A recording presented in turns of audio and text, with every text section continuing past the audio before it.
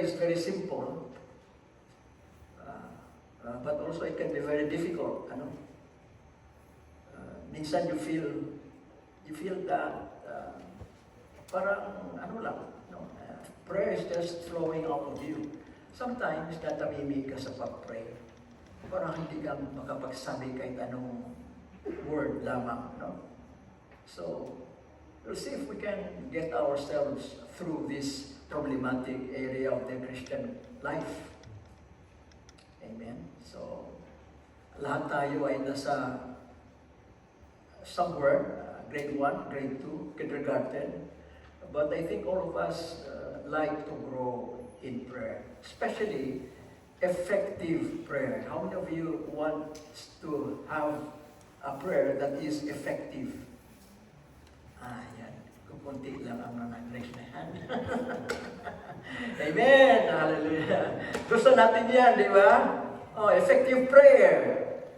And some of us siguro are, you're wondering bakit parang hindi umuusad yung prayer life ko. If you have that kind of question, ibig sabihin na you are ready for this new knowledge.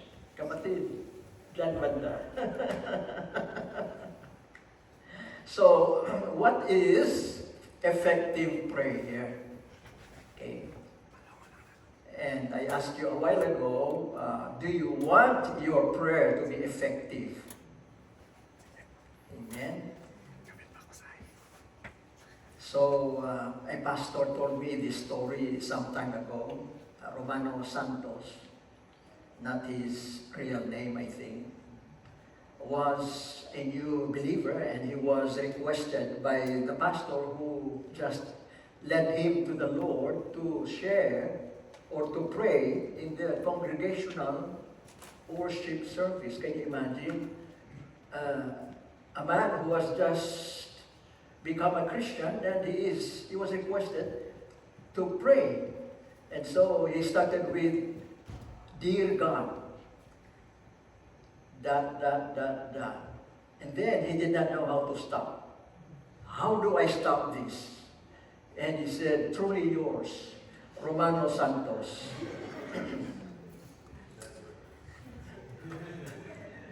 Dear God, truly yours, Romano Santos. I think I know that many of us, I think all of us, haven't had that kind of experience. We know the Lord's Prayer, and so meron na tayong kind of idea. Okay? And we have been reciting that prayer, and in fact, it's already close to our heart. And then some of us know about acts, how to pray, adoration, confession, thanksgiving, supplication. And then some of us who are more advanced, nakarinig tayo ng QT, or quiet time, personal devotion. And of course, the most popular definition of prayer, do you know what it is? Conversation with God. So all of this, you take this all together, parang marami na tayong natutunan regarding prayer. Pero like myself, marami na rin akong natutunan, like yung mga sinulat ko dito, pero I'm still struggling with prayer to become more relevant yung prayer ko and more effective. Amen? Kailangan ito, to be effective in prayer. Because there are many needs. Our needs, those around us, and our prayer play a very significant and vital role in ushering, bringing the resources of God to those who are in need, and especially to the work of the kingdom of God. And so, baka ang sekreto na ma-release yung mga blessing ng karya ng Diyos ay napipigilan natin sapagkat hindi natin naipapanalangin.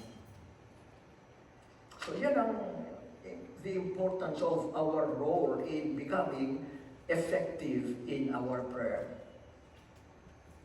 So, I'll give you some guidelines. Pero, advisory muna. This one is only effective as we practice it. Amen? So, for example, sino sa inyong naka-testing na mag-drive na ginamit ang manual? Natuto muna kayo sa theory through the manual, driver's manual. Nakapasa ba kayo ng driver's test by just learning the driver's manual? Naku, if you do that, you will surely fail. And so this is why we can have all kinds of prayer manuals, prayer lectures, but until we go through that ourselves and learn through, and this is the most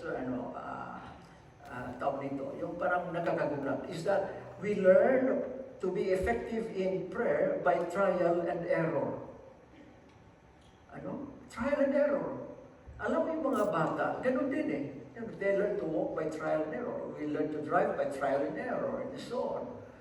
Because prayer is not just us praying, but we're praying with the Holy Spirit. And sometimes we do not listen carefully to what the Holy Spirit tells us or what the Bible guides us.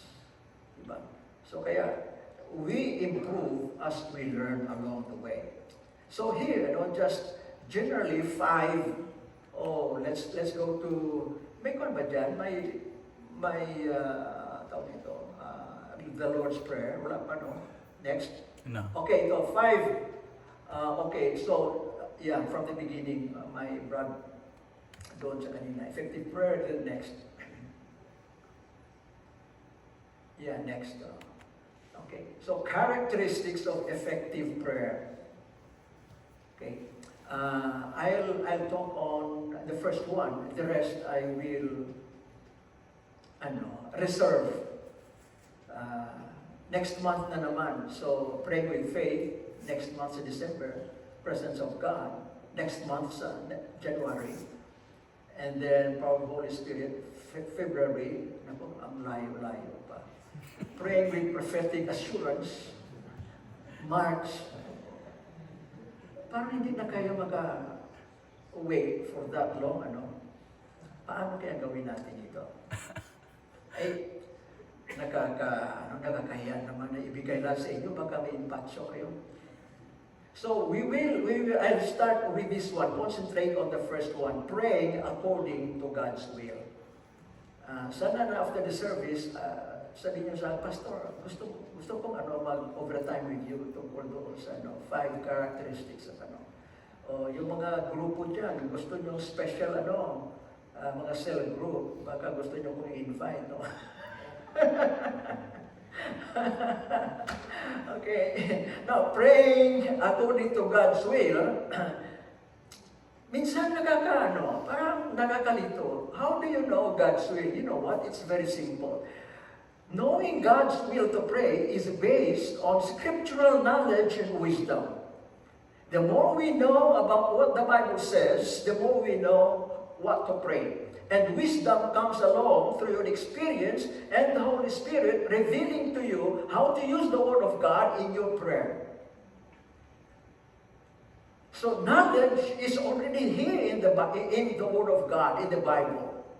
We only have to see to it that we are well versed with this Bible, and then the Holy Spirit will use this to ignite us, to guide us as we pray. Ma-surprise ka na lang na, parang saan galing yung mga words na yon? Bakit ko naisalita yun? It's because of the Holy Spirit. May magagamit ang banal na Espiritu Santo sa ating panalangin. Amen. So it's important that we know God's will, and God's will is here. Okay? Next, please. Okay. So, scripture verse dyan is 1 John 5:14, 15. Okay, basahin natin lahat. Okay, sabay-sabay. This is the confidence we have in approaching God, that if we ask anything according to His will, He hears us. And if we know that He hears us, whatever we ask, we know that we have what we ask of Him. So, praying according to His will. Now, dadalhin ko kayo ngayon sa Matthew 6:19-30, the Lord's Prayer, because this is what the Lord taught us. This is yung example niya ng prayer through God's will. Jesus Christ laid down the things, He summarized it for us, kung ano yung praying by God's will or through God's will. So, basahin natin ito sa NLT. Our Father in heaven, may your name be kept holy. May your kingdom come soon. May your will be done on earth as it is in heaven. Give us today the food we need, and forgive us our sins as we have forgiven those who sin against us. And don't let us yield to temptation, but rescue us from the evil one. Dalangin tayo. Lord Jesus, thank you for your word. Thank you for the interest that you have laid down in our hearts. Thank you for the way that your Holy Spirit will lead us and teach us. And out of this, Lord, that we might be equipped and that we might have the confidence in our prayer, and our prayer becomes relevant and effective. In Jesus' name, amen.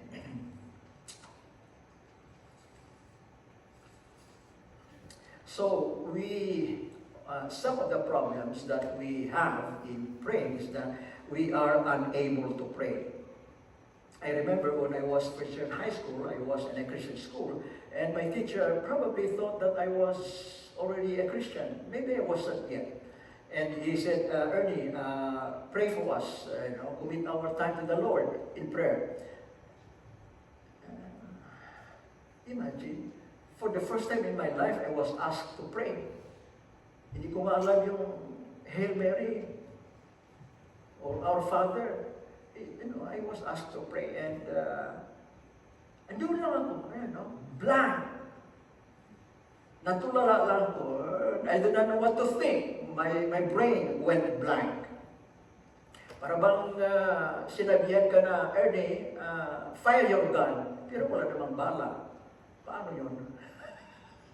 Click, click, click. Walang pumuputok. That's the thing that happened to me. Pray. Wala namang prayer. Lumabas. Ay di siya na lang nag-pray. And then there's a time when we are asked to pray, pero na-pressure tayo to pray. Okay. I was told that when Jalil was 4 years old, here he was, Sunday school, he was asked to pray. And his opening prayer was, Lord of the Rings,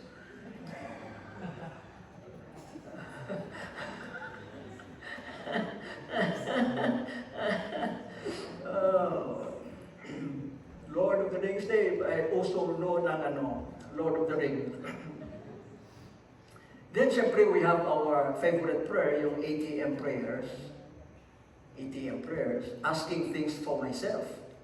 ATM, Lord, give me this, Lord, and so on. Lord, strengthen me. Lord, I need money. Lord, my health. Lord, my sweetheart. Lord, my. ATM, parang you go to the bank and just put your card and then money will come out. ATM prayer.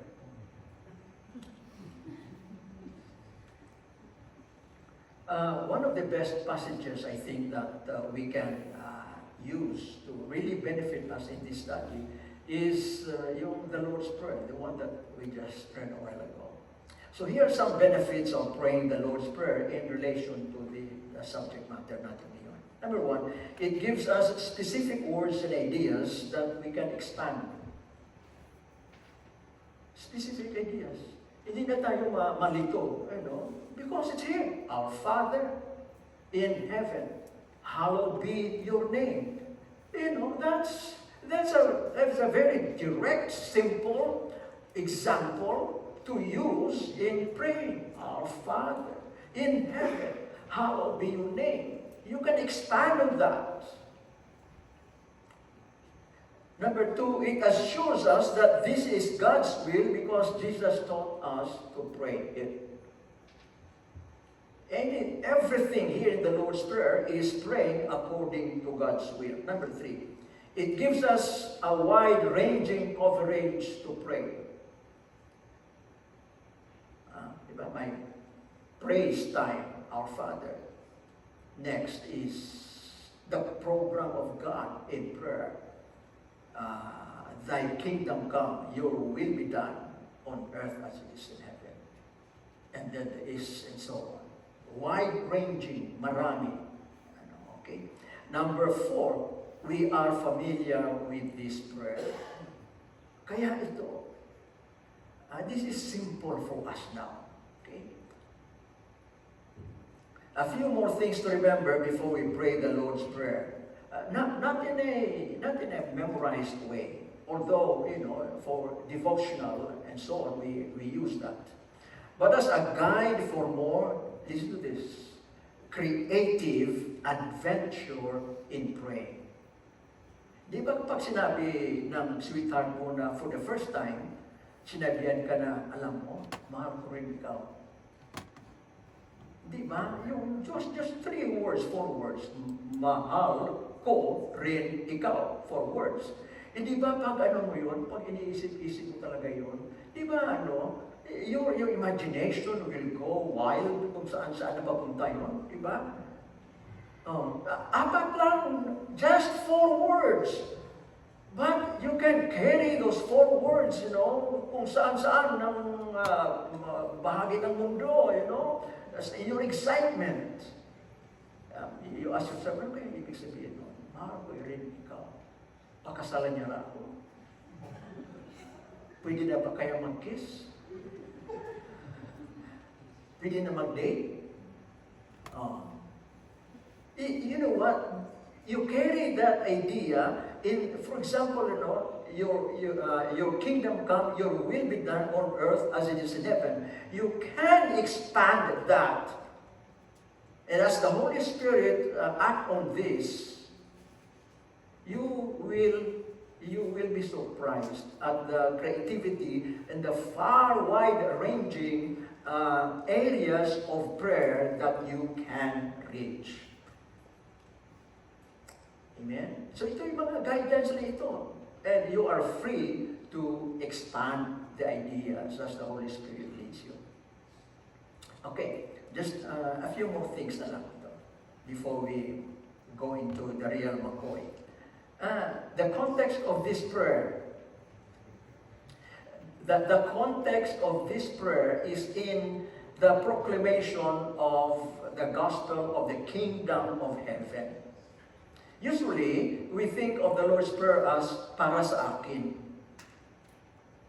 We use this prayer for our personal benefit, it's more focused to our personal needs, di ba? Okay. We seldom think of this in terms of the wide-ranging, the massive program of God for the kingdom of heaven. You see, this book of Matthew is about the work, the king and his work. And he begins his ministry by saying that he preached the gospel of the kingdom of heaven. And he followed this with the teaching of the kingdom of heaven, the lifestyle in the kingdom of heaven, and then followed by prayer. And in other words, this is the way the people of the kingdom of heaven should pray. This is the example for kingdom people to pray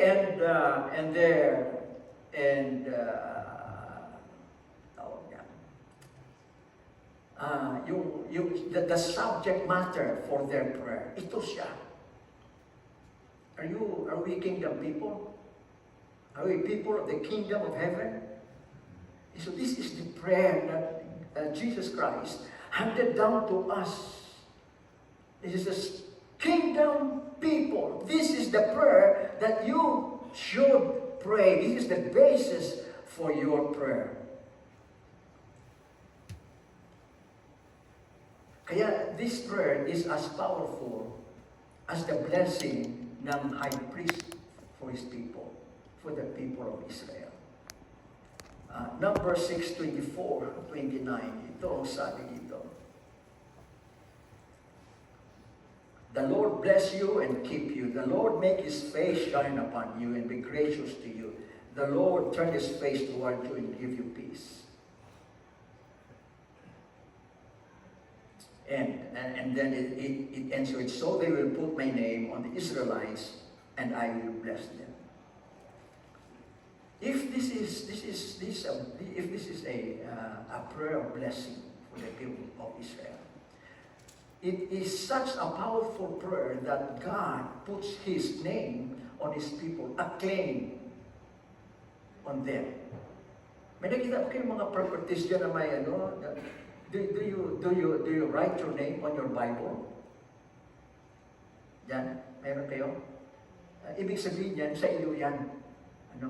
Pag may pangalan ka dyan, yung bahay mo may pangalan na may nakasulat doon sa front, okay, baka makuha pa ng iba dyan kasi walang pangalan sa harap ng bahay ninyo.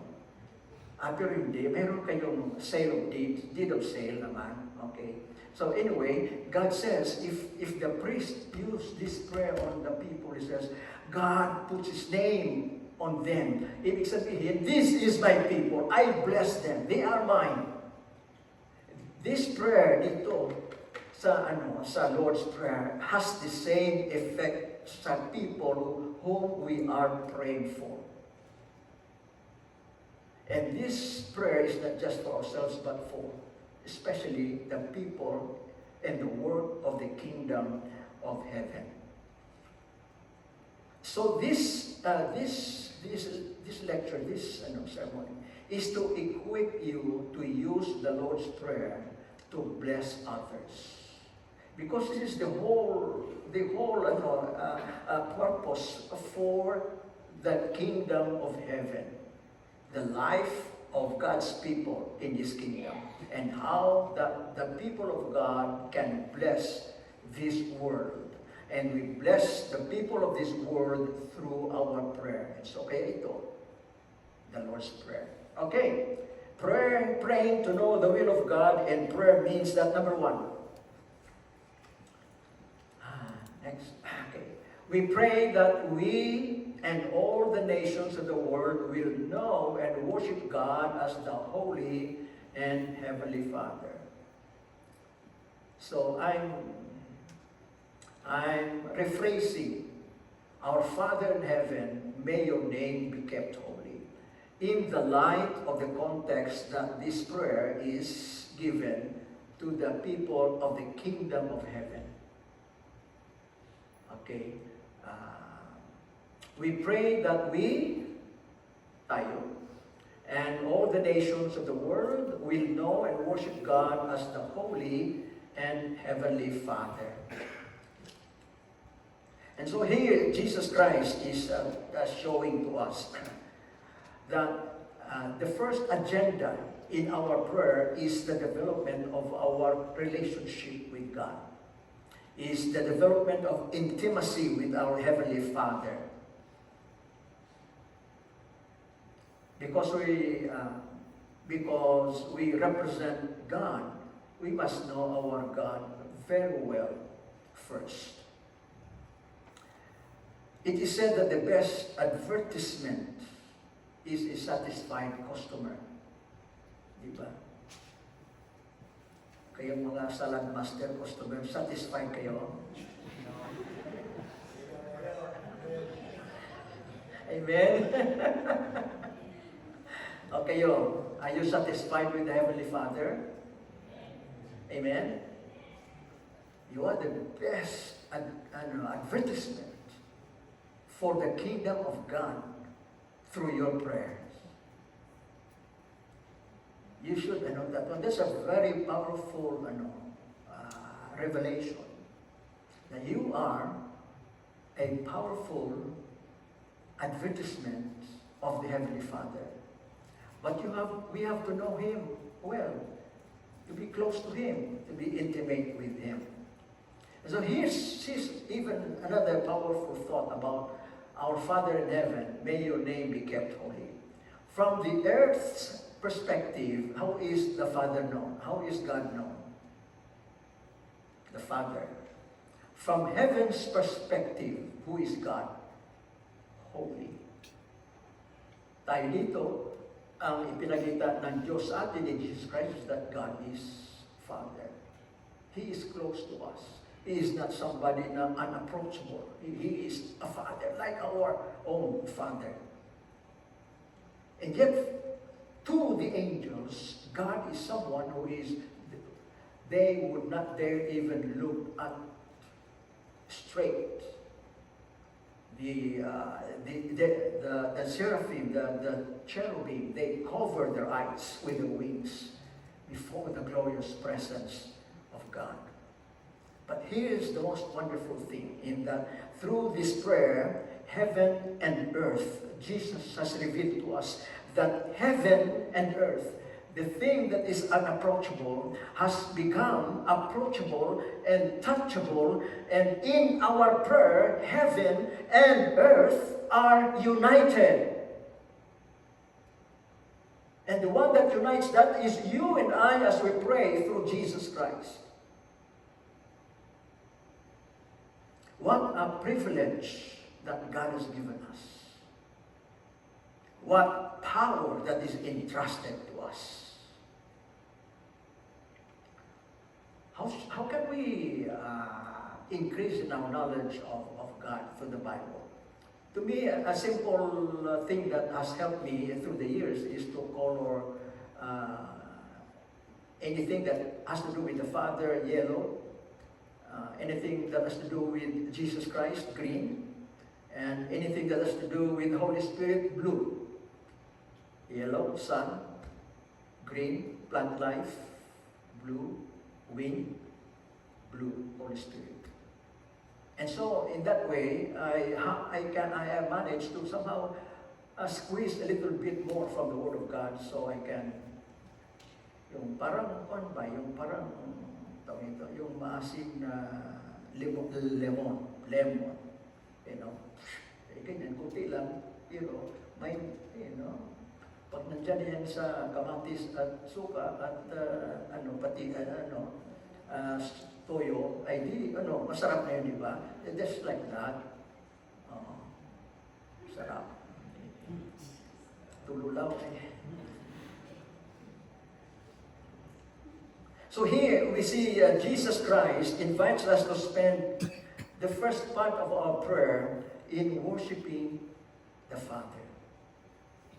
This is how the Lord's Prayer begins. And I think this is a good pattern for us to practice. Every time we come before God, we start it with just praise and worship.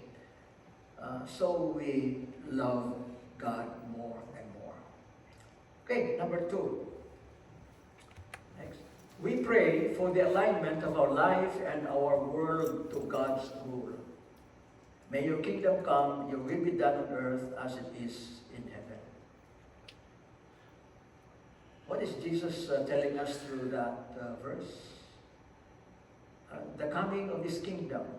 And Jesus says, the kingdom is near. It's here already. But also the kingdom is not here completely. Okay?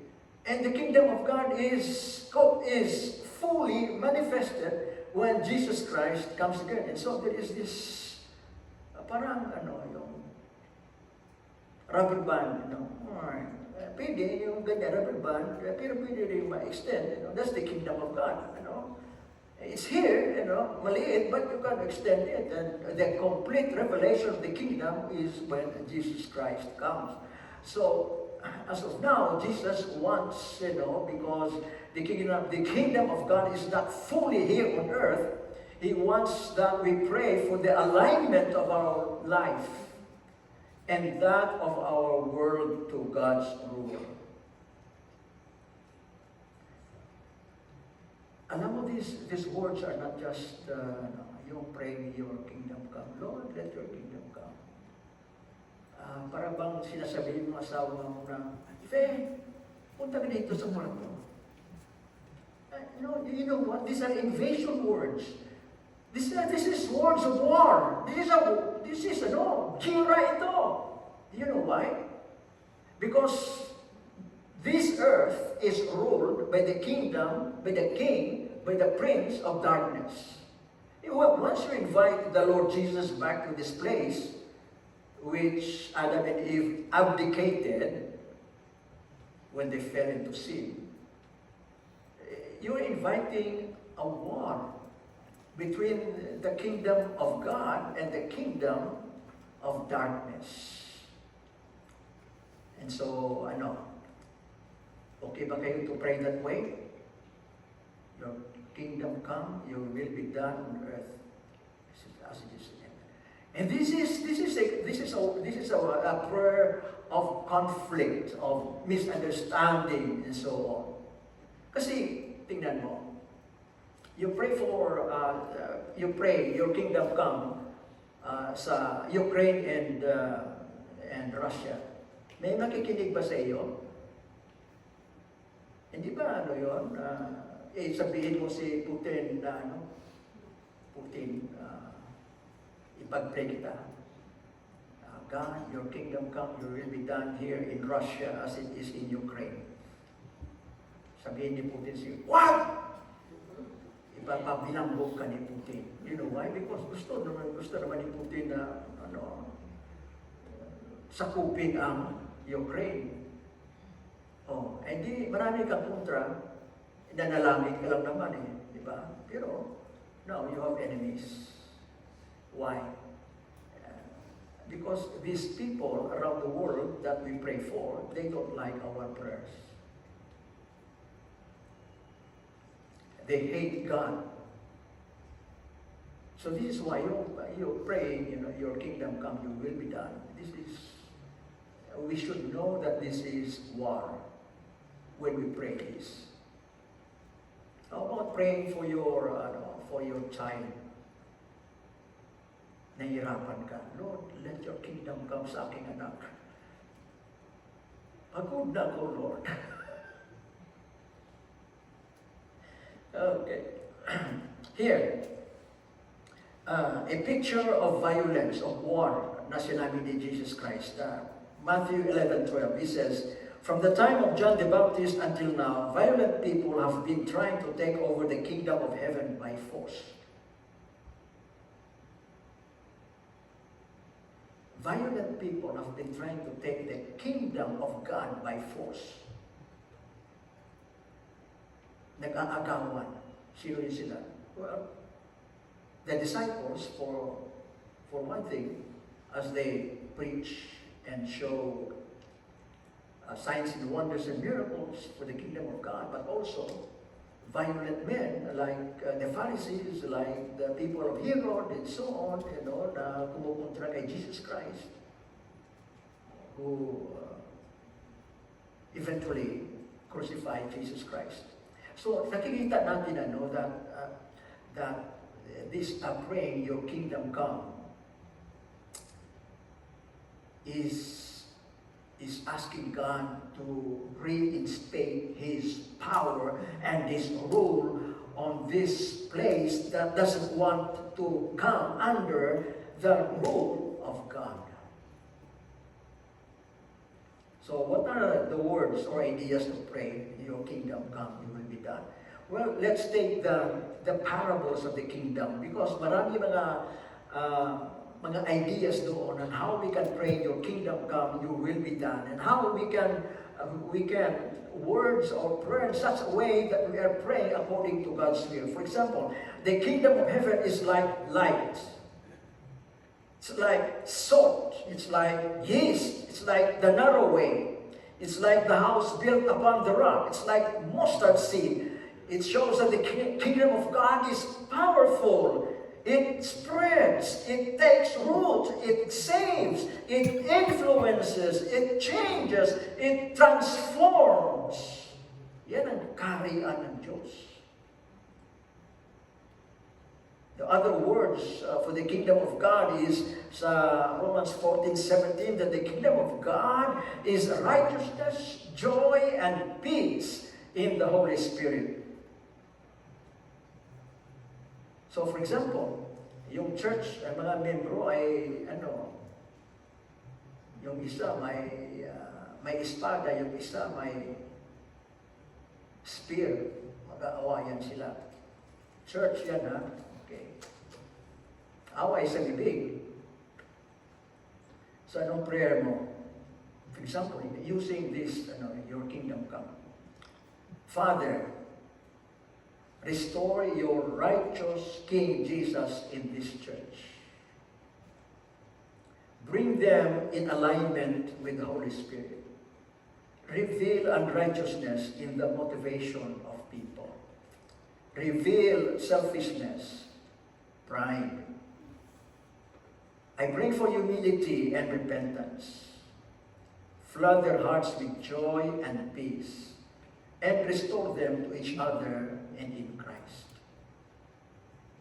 Okay. About family. Ikaw ang Kristiyano sa iyong family. So a prayer can be something like this. Father, I am your light in my family.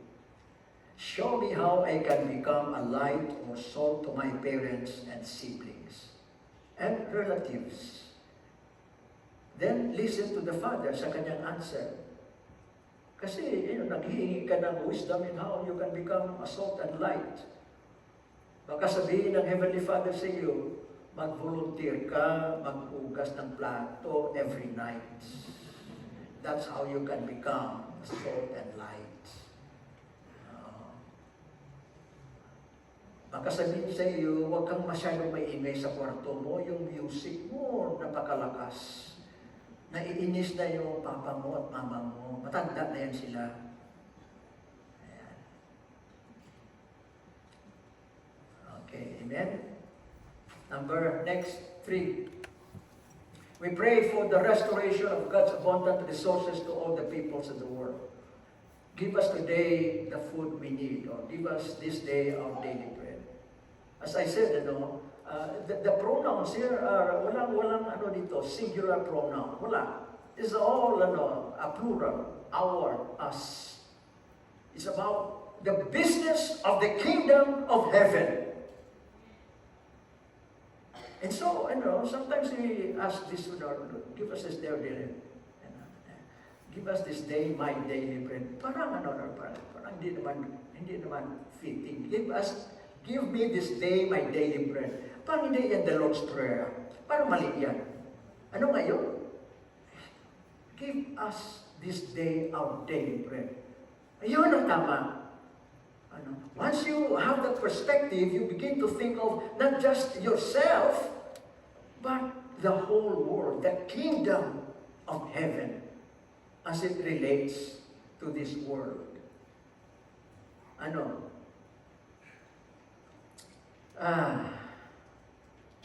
You know what? Jesus taught us this prayer because kailangan man-transform ang sanlibutan na ito.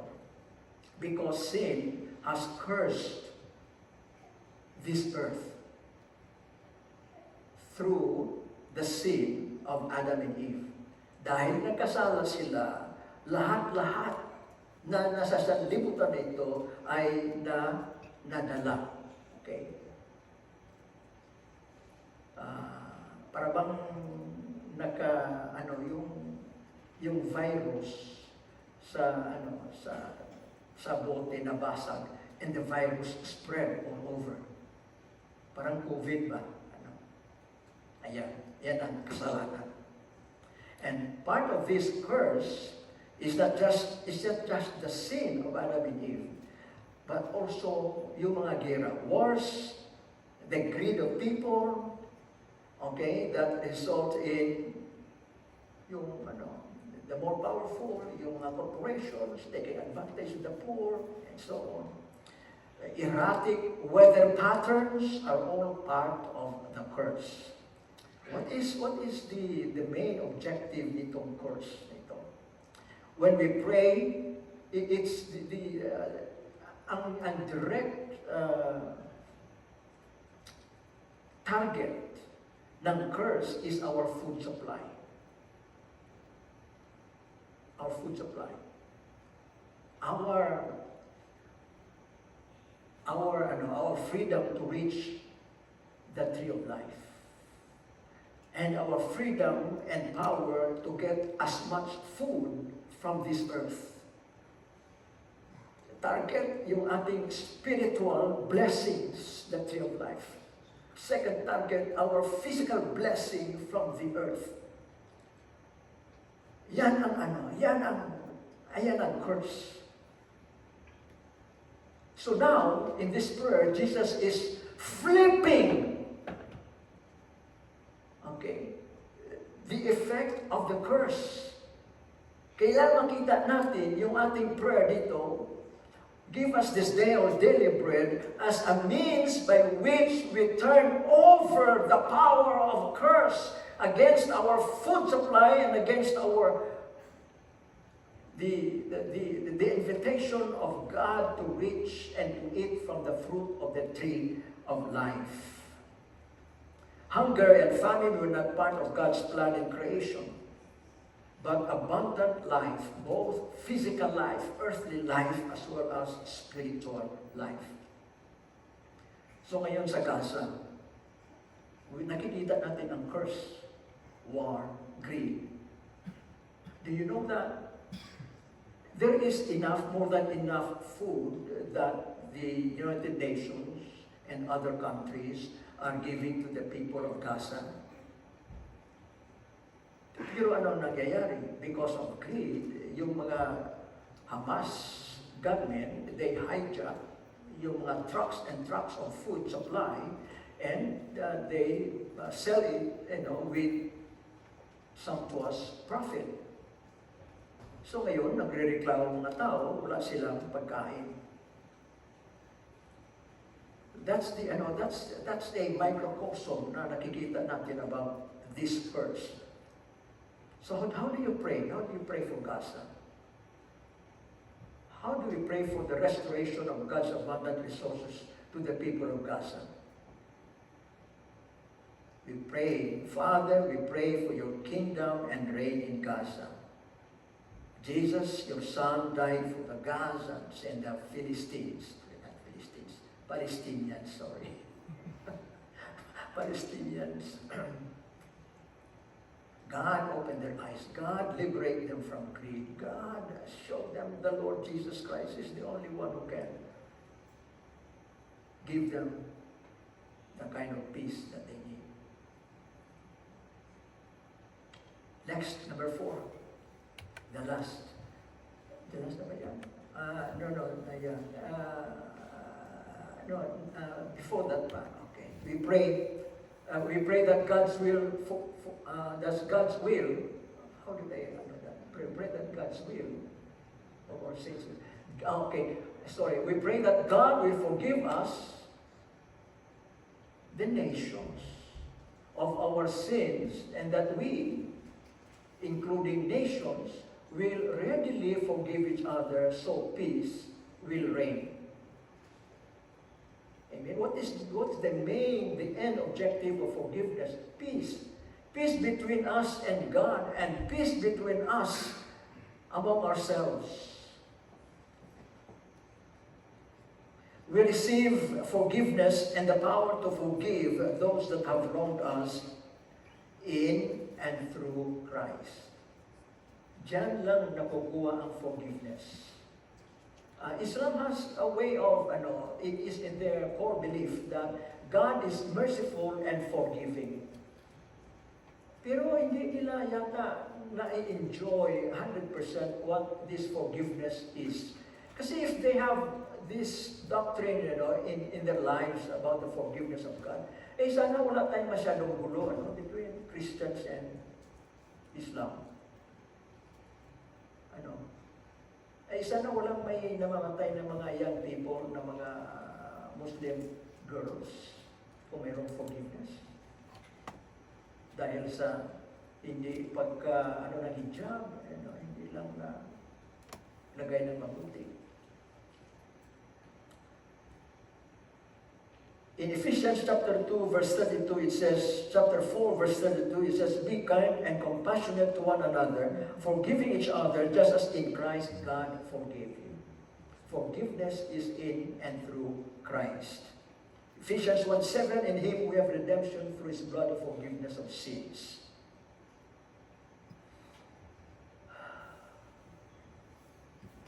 Is this a very important thing to pray for the people of the world? That they might experience the forgiveness of God and that they might be restored to God. That they might experience the mercy of God. The prophet Jonah, pinadala siya ng Diyos doon sa Nineveh because God wanted in His wrath to destroy Nineveh. And it was too late when for Jonah to learn that this God who sent him later on he dragged his feet. He didn't want to preach a message of repentance because he knew that God was merciful and He would forgive. So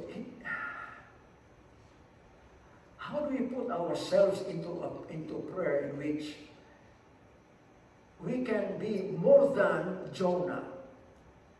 And that we can pray in such a way that the mercy of God is poured into Palestine, into Gaza, into the West Bank, or into Russia and so on, and that they might also experience the forgiveness of God because the mercy of God has been granted to them.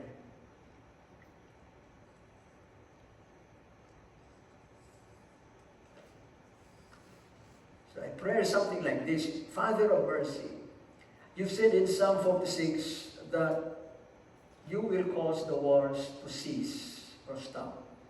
We pray for the war between Israel and its neighbors to stop. And in the coming days, that you will give them a new heart that repents from hatred, killing, and bloodshed. Give them a new heart to forgive and to be forgiven. Rebuild trust among them and for them to love as neighbors. May all of them find the grace and strength to forgive through Christ our Lord. Amen. Last, and we'll be over. Number 5. Oh, yeah, pray. We pray that God,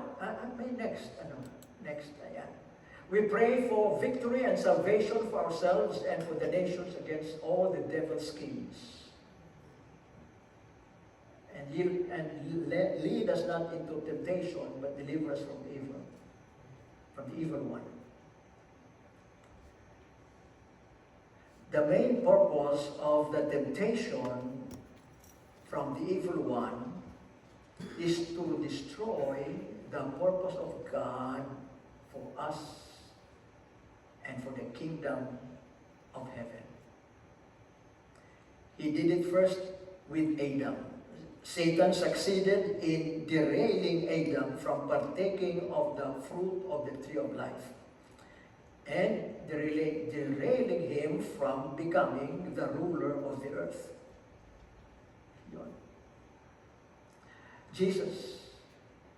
Satan wanted Jesus to fail in replanting the tree of life in the hearts of the people. And in replanting the tree of life in every nation of earth. Yun ang naman. Sa atin, ano kaya ang gusto ng Satanas sa atin? What is it that he will tempt you likely? What is God's purpose sa iyong buhay that Satan would like to derail? As a pastor ako, marami na rin akong temptation. Naku po. Ano po, kung pinayagan ko lang, wala na ako sa pastor ngayon. Tapos, kaput. So, sa mga lalaki, the most likely temptation is sex. I hope, guys, you are aware of that. Kung gusto kang sirain ng kaaway, it's in your marriage. Sa mga babae, ano naman most likely, sisirain kayo sa mga alahas.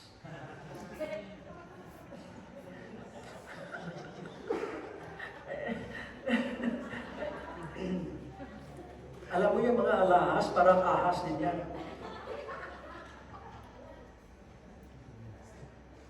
I do not mean, there are jewels that you have to have, okay? You need them, Pero kapag nahulog na yung yung kalooban mo dyan at naging na yan ang focus ng buhay.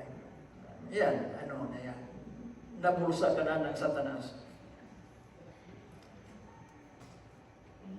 And so, this is spiritual warfare. We pray for victory and salvation for ourselves and for the nations against all the devil's schemes. What is the devil's schemes for America? What is the devil's schemes for the Philippines? Alam niyo ba nangyayari ngayon sa Pilipinas? Alam mo na nangyayari kay Sara Duterte ngayon? O sa kay Ferdinand Marcos? Okay. Bakit nangyayari ito? Bakit ginugulo? Kasi yung kaaway, gusto niyang guluhin para sirain ang purpose of God for the Philippines. What is the purpose of God for the Philippines? That the Philippines, will continue to be a missionary sending nation in Asia. That the Philippines will continue to show the glory of God. Ay, hindi ko mag-away-away ngayon. Ay, yung mga Muslim Mindanao, nandyan na nakalinya na to support si Sara Duterte. Ay, hindi magka-civil war ngayon sa Philippines. So how do you pray for that? Para na hindi matuloy ang plano ng kaaway na sirain at gibain ang gawain ng Panginoon sa Pilipinas.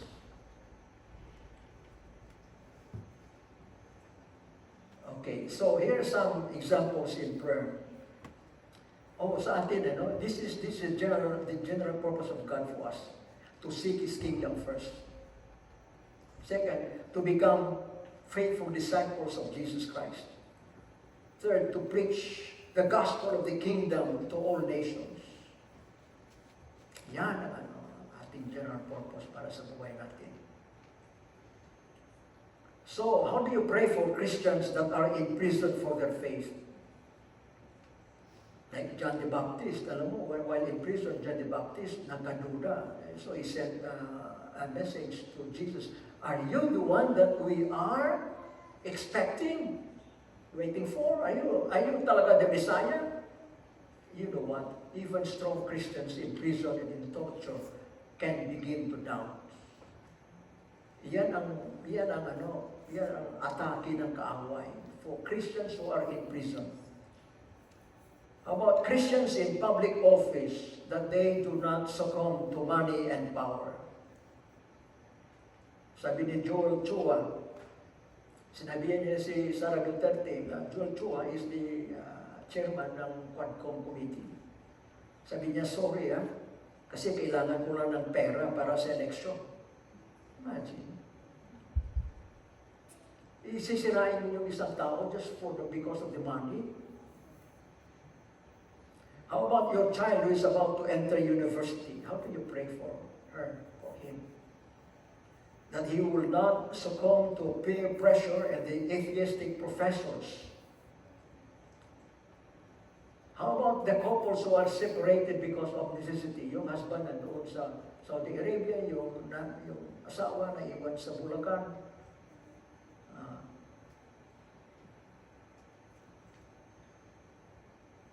So yan ang mga reality sa ating once we begin to understand yung lawak at saka yung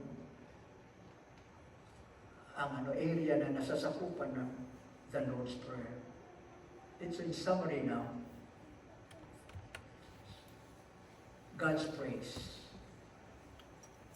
We pray that we and all the nations of the world will know and worship God as the Holy and Heavenly Father. God's program.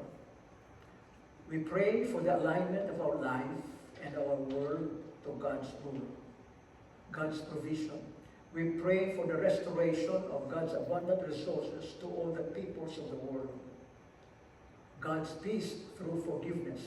We pray that God will forgive us and the nations of our sins, that we and the nations will readily forgive each other, so peace will reign. God's protection. We pray for victory and salvation for ourselves and for the nations against the devil's schemes. And last, meron pa yata, application. Number 1. Will you ask the Lord to give you a prayer language that is based on knowledge of the Scripture, starting with the Lord's Prayer? Number 2, will you ask the Holy Spirit to give you wisdom to apply the Scriptures in prayer? Number 3, will you spend time to listen to the Spirit's leading or promptings before saying just anything that comes to your mind?